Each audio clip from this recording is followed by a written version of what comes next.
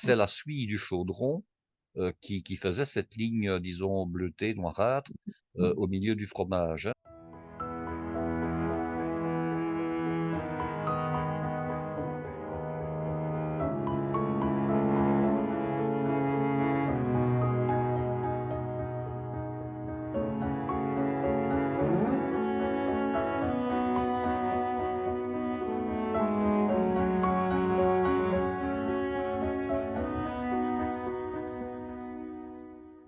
Chers amis, nous sommes une fois de plus très heureux de vous retrouver avec Guy et nous vous saluons. Bonjour Guy, Eh bien, bonjour Claude, et puis bonjour à chacun et chacune de nos auditeurs et de nos auditrices. qui nous suivent un petit peu partout dans le monde. Et en ce moment, en particulier, je vois dans les statistiques, la Roumanie nous suit avec un bon pourcentage. C'est tout Eh à bien, fait bonjour à rigolo. tous nos amis roumains alors, hein. Voilà, bonjour à nos amis roumains et aux gens du monde entier d'ailleurs, hein.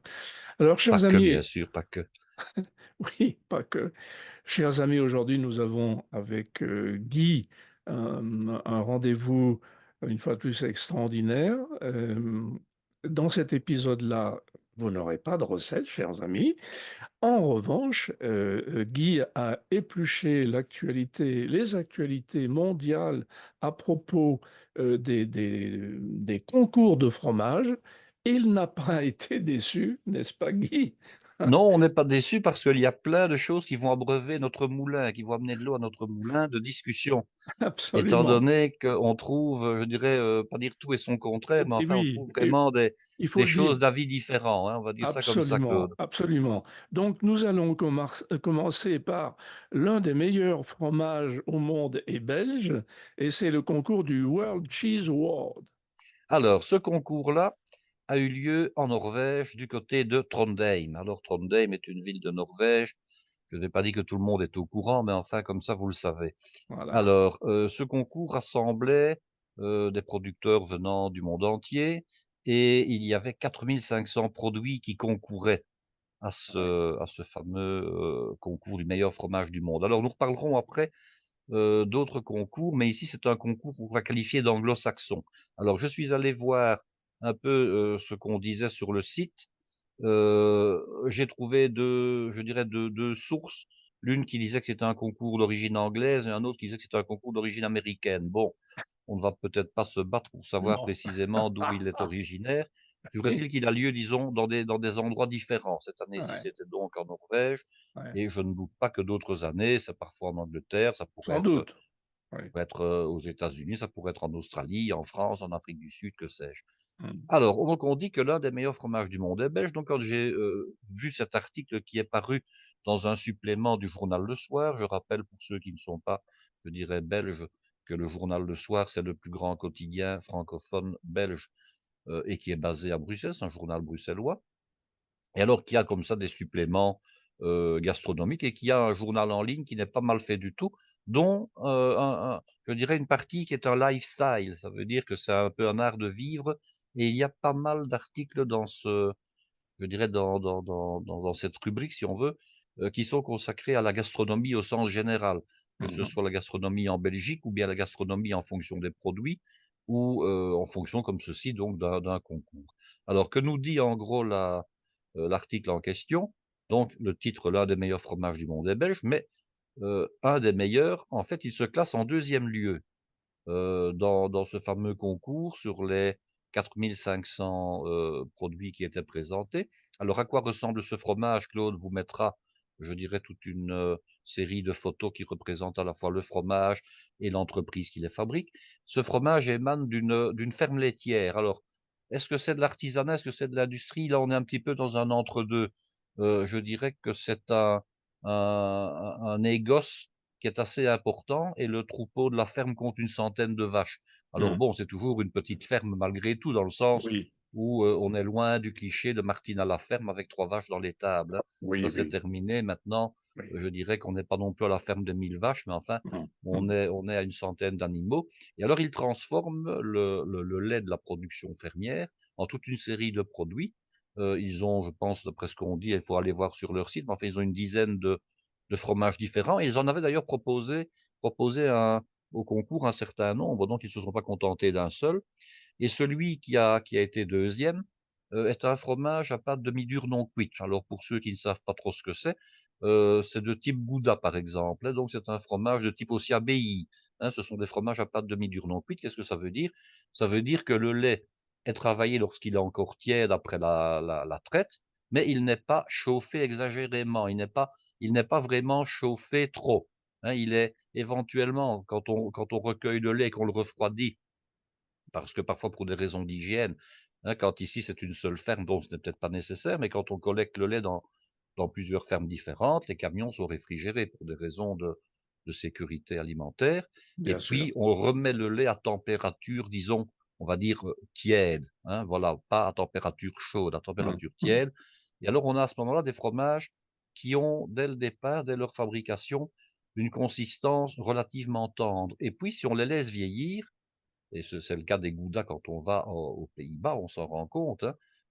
Quand on est en Belgique ou en France, on trouve un ou 2 types de goudas, mais quand on est aux Pays-Bas, il y en a des dizaines. Mmh. Pourquoi? Parce qu'on laisse vraiment vieillir les fromages.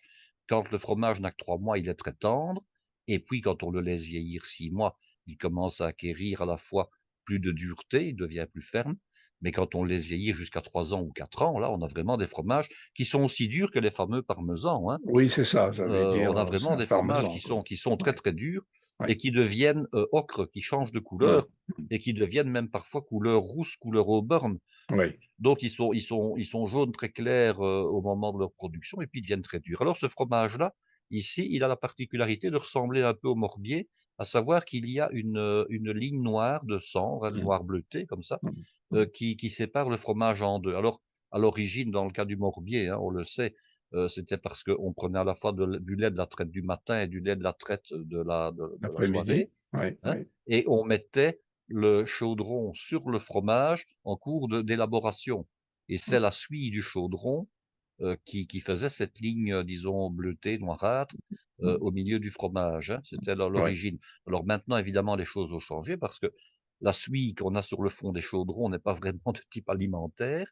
Alors maintenant, on remplace cette, suie, disons, qui était quand même, faite d'hydrocarbures finalement. C'était oui, je dirais comment expliquer ça? Des résidus de la combustion du bois, puisque les chaudrons étaient alimentés par des bois, souvent des bois de résineux, donc ce qui n'est pas non plus de très bonne augure pour l'alimentation, hein. oui, Donc on a remplacé ça par du charbon de bois tout à fait alimentaire, lui, et tout à fait, sans aucun danger. Donc c'est un fromage qui a un petit peu cette présentation-là et qui a été jugé comme étant, extraordinaire parce qu'il n'est qu'à 2 points, je dirais d'après ce que je sais, 2 points, de distance du meilleur. Alors on peut aussi se poser la question, dans ce fameux concours, on vient d'examiner les résultats, Claude.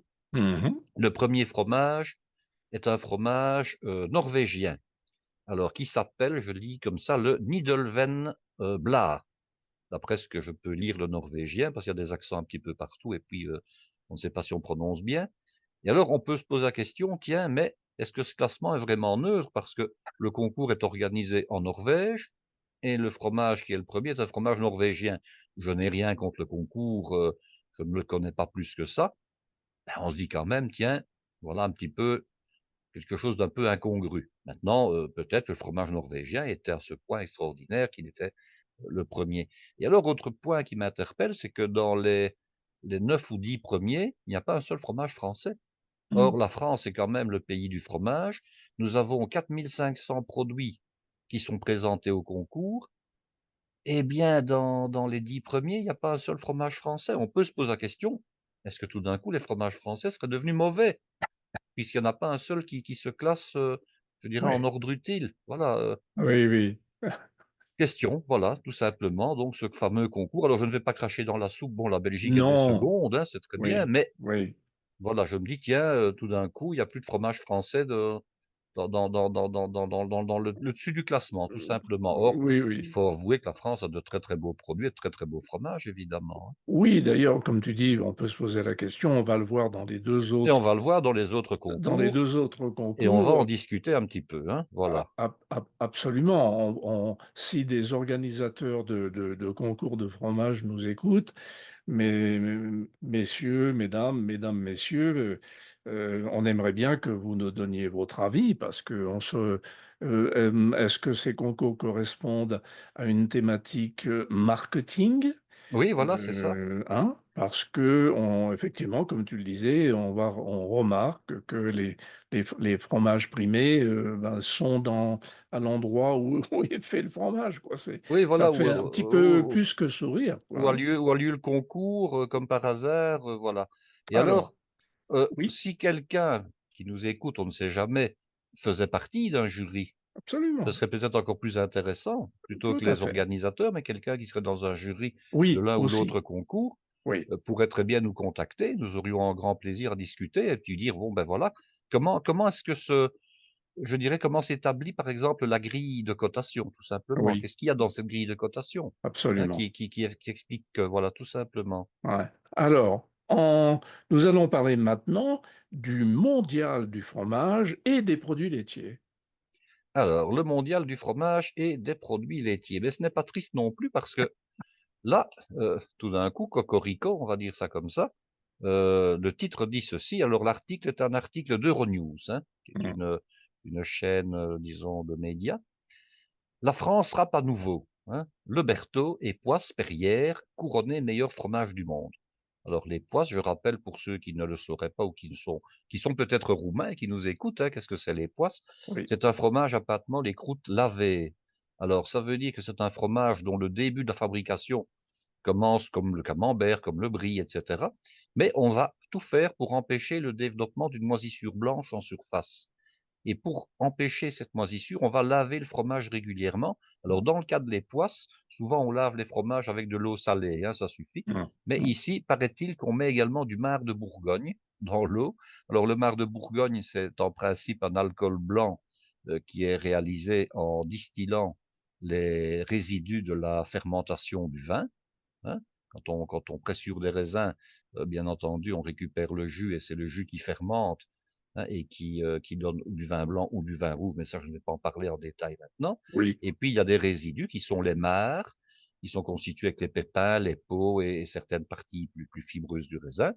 Alors, il y a encore un peu de sucre là-dedans, donc on va faire fermenter ce qu'on appelle le marc de raisin, et on en fait du marc de Bourgogne, qui est un alcool issu donc du marc du raisin. C'est un alcool blanc qu'on peut laisser vieillir, hein, qui est un alcool d'une quarantaine de degrés, et dit-on, les poisses seraient lavées en partie avec de l'eau dans laquelle on met du marc donc de Bourgogne. mmh. Alors donc les poisses a été couronné comme étant le meilleur fromage du monde, et puis si on regarde le classement, alors là on nous dit, pour donner quelques détails, quelques précisions.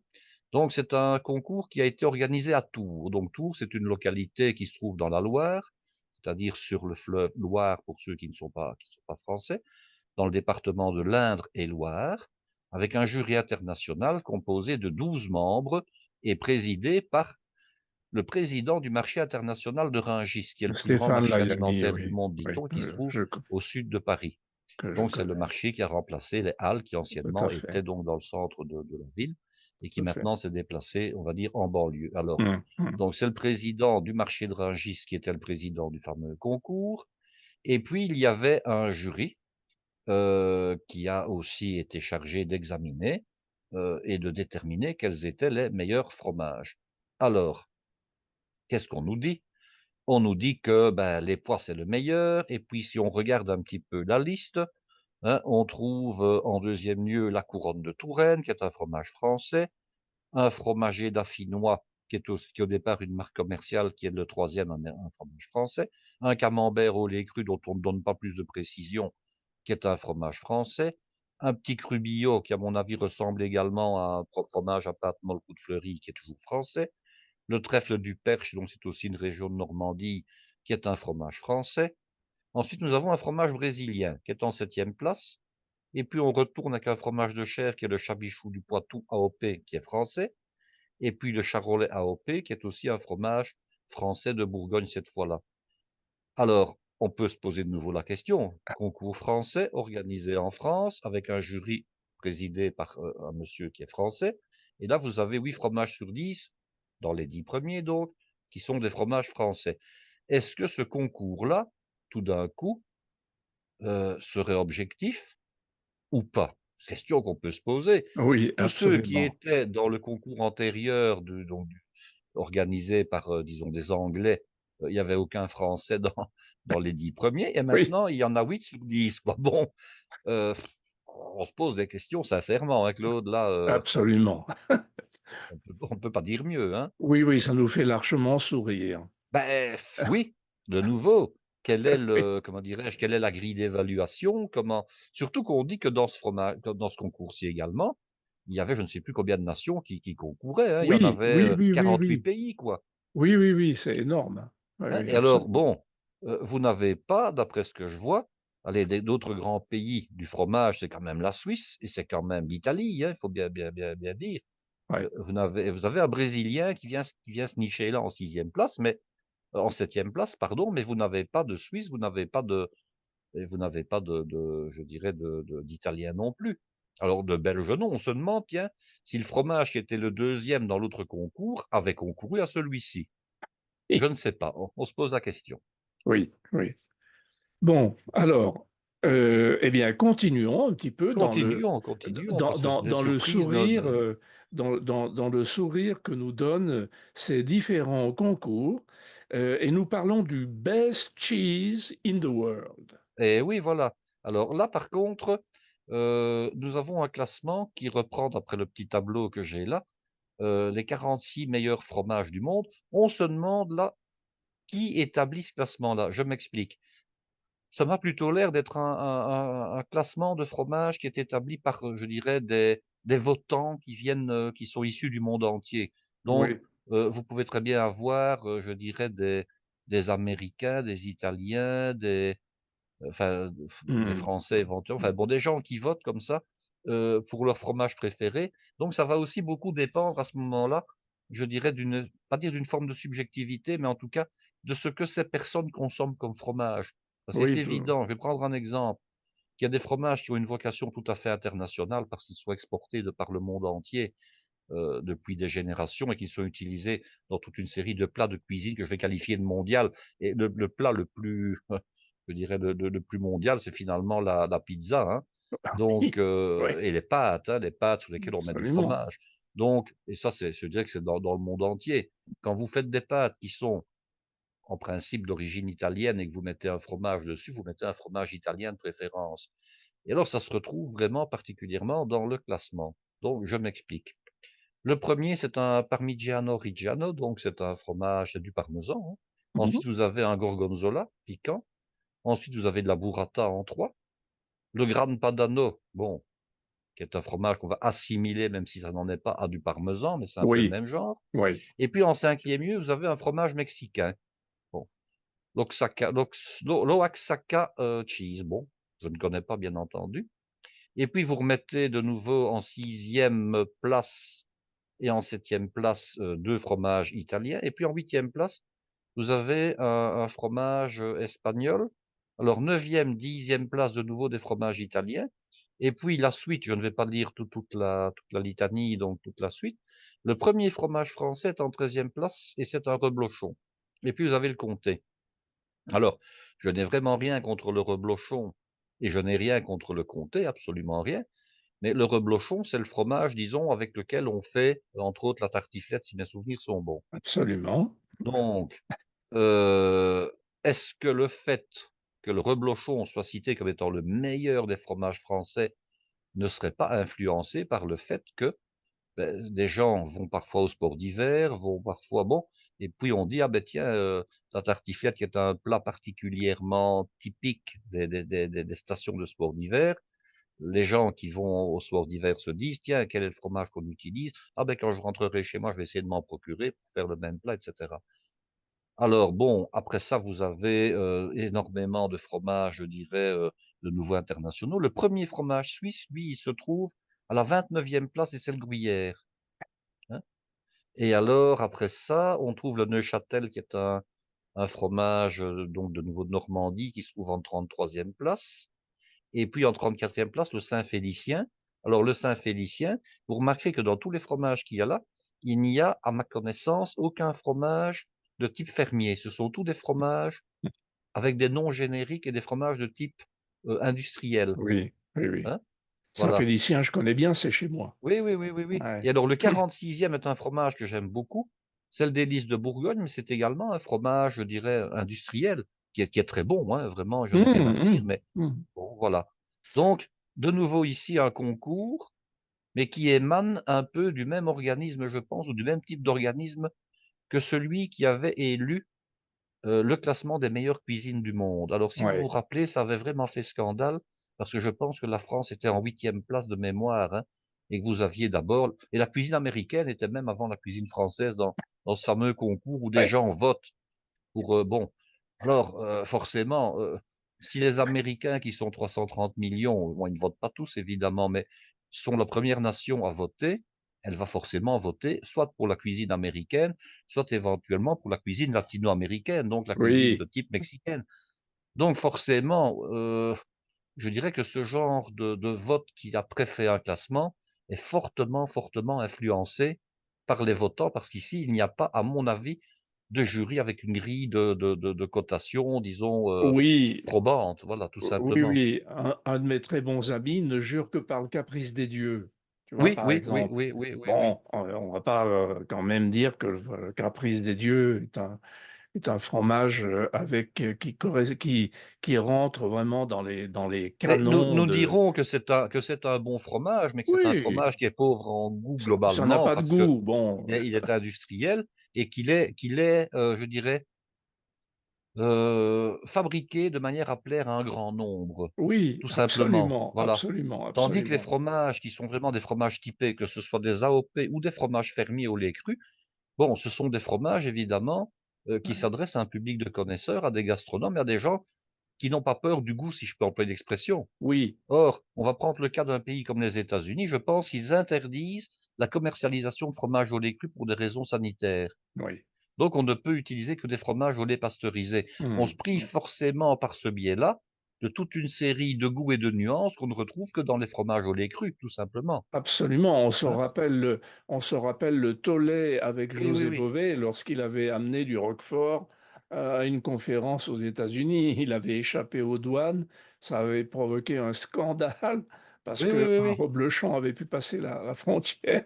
Et moi qui suis allé aux États-Unis, je me rappelle, hein, avoir vu, mais vraiment de mes yeux, vous sortez de l'avion, vous passez à un guichet où il y a, des préposés des douanes. Alors moi, c'était une dame, extrêmement imposante. On dirait qu'elle était également dans les chœurs d'une chorale, de gospel de Harlem, hein, si vous voyez Oui, ce que je oui, veux dire, sans vraiment. doute. Ah, C'était une dame comme ça, ouais. et alors elle vous demande, si vous avez de quoi, aller, à manger et cetera. Bon, non, je n'avais rien évidemment, et alors vous avez derrière elle des poubelles dans laquelle on voit des saucissons, des salamis, des fromages, toutes sortes de choses. Ça veut dire que bon, on confisque, mais alors là vraiment, sans aucun Oui, oui. scrupule, tout ce Ouais. que des personnes bien intentionnées avaient amené pour leur famille, par exemple. Oui, Alors oui, oui, il y avait oui. essentiellement, je dirais, des produits italiens. Donc je pense qu'il y a pas mal de gens qui viennent d'Italie rendre, visite à leur, je dirais à leur famille lointaine qui vit maintenant aux États-Unis et qui pensent, je dirais, faire plaisir en amenant un salami de la région ou bien un Oui, oui, parmesan ou quoi oui. que ce soit, Ouais, ou enfin un ouais, morceau de ouais, parmesan ouais. ou même un jambon de Parme, hein. Et Mmh alors mh. bon, ben paf, malheureusement, on leur dit: «Non, non, par ici, à la poubelle» et puis on Pas détruit ça. question. Bon, c'est quand même, alors il y a eu le scandale avec les fromages, de la fameuse mimolette, hein. Vous savez que la Oui. mimolette, enfin, j'explique à nos auditeurs, c'est un fromage qui est, mis à vieillir dans les caves et qui héberge ce qu'on appelle des cirons. Alors les cirons, qu'est-ce que c'est? Ce sont de toutes petites bestioles, des petits acariens, mais vraiment minuscules. C'est à peine si on les voit à l'œil nu, hein, il faut une bonne vue. Alors oui, si on les met sur une assiette blanche Oui, on et les voit, hein, on les on les voit voit mieux, hein. bouger, on les Ce voit sont des bouger. petites bébêtes comme ça qui Ouais, remuent comme des tout à petites fait. araignées, bon, Oui, et alors ce sont des bestioles qui creusent, qui se nourrissent d'ailleurs et qui creusent des galeries dans le fromage, dans la croûte du absolument, fromage, et absolument. c'est grâce à ces trous qu'il y a dans la croûte du fromage, qui est une croûte naturelle, hein, ce n'est pas une croûte cirée, hein, donc qui creuse donc des galeries, que le fromage peut respirer et peut s'affiner. Alors bon, ils ont estimé qu'il y avait plus, je crois, de 6 bestioles par centimètre carré, donc c'était Ah important à o la oui, il y en a consommation, et même des cetera. milliers, Ah ben, il y en a des millions, hein, il y en a même des millions. Alors, quand oui, on oui. achète un morceau de mimolette qui est même la mi-vieille, hein, il y a déjà des cirillons dessus, des ouais. cirons dessus, pardon, Mmh. heu, il y a 2 solutions. Soit on aspire avec un petit aspirateur les poussières, qu'il y a sur le fromage et donc les cirons viennent en même temps, soit Mmh. on balaye avec une petite brosse, carrément dans les trous. Mais je dirais que quand on est habitué, je dirais que Moi c'est je un mange tout. on mange tout, hein, voilà, Oui, c'est oui, on ça, mange tout. hein, on Oui, mange tout, on se tracasse pas, tout à fait. parce que l'animal en question est tout à fait, inoffensif pour, Oui. c'est pas un microbe quoi, hein, donc Non, c'est non, pas non, non, pas du non. tout dangereux. On mange bien des huîtres Ouais. vivantes, donc il y a pas de Les problème. meilleurs tomes de Savoie sont cerronés. Ah ben voilà. Et alors, donc ils avaient dit, bon ben voilà, ils avaient d'ailleurs fait détruire à l'époque, je ne sais plus combien de centaines de kilos de fromage dont ils s'étaient aperçus qu'ils étaient donc contaminés par des cirons. Et la seule solution, c'était que les fromages qui devaient être exportés devaient absolument être pelés, donc remis à chair, disons, Mmh. sans Sans trou, sans croûte. défaut, Mmh. sans croûte Mmh. et paraffinés, donc cirés avec de la cire, Oui, oui, oui. artificielle. Et alors Ouais. je pense que ce qui fait qu'on n'a plus exporté de mimolette aux États-Unis, hein, aux grandes dames des producteurs de mimolette et aux grandes dames des amateurs de fromage d'ailleurs. Évidemment, évidemment. Bon. Évidemment, hein, donc voilà, concours Bon. des fromages, bon je suis un petit peu perplexe parce que celui ou celle qui penserait se fier à ce genre de concours, bon, il y aurait pas de grandes erreurs dans la mesure bon le 3e concours dont on vient de parler, je dirais que je l'exclurais des choses de référence parce que ça m'a l'air vraiment d'être un résultat issu d'un vote de tout un chacun, donc Ouais, ce n'est pas très oui. objectif. Mais Ça même le les 2 premiers, je dirais celui qui se fierait à ce genre de concours, il ne taperait pas mal dans le sens où forcément ceux qui sont en liste de classement sont certainement très, très bons, très mais de là à oui, dire que c'est automatiquement le meilleur fromage du non, monde, oui, là oui. je ne le dirais pas. Et alors Je surtout, oui, pardon Claude, je c'est t'en prie. qu'on compare des pommes et des poires et ça me Oui, dérange aussi. Parce oui. qu'on va dire le meilleur fromage du monde dans le cas du fromage norvégien, je ne le connais pas, hein, je ne sais pas à quoi il ressemble. Mais on va prendre comme référence le deuxième qui est belge. C'est un fromage à pâte molle, à pâte demi-dure non cuite. Et puis, vous avez les poisses qui est un fromage à pâte molle croûte lavée. On Mmh. ne joue pas dans la même catégorie. Absolument. On ne sait pas comparer, que sais-je moi, un camembert et un morceau d'emmental. On ne sait pas comparer, Mais oui, un fromage de type époisse ou de type maroilles tout à avec un fait. parmesan. Donc voilà, Absolument, on joue dans des absolument. concours dans des catégories différentes.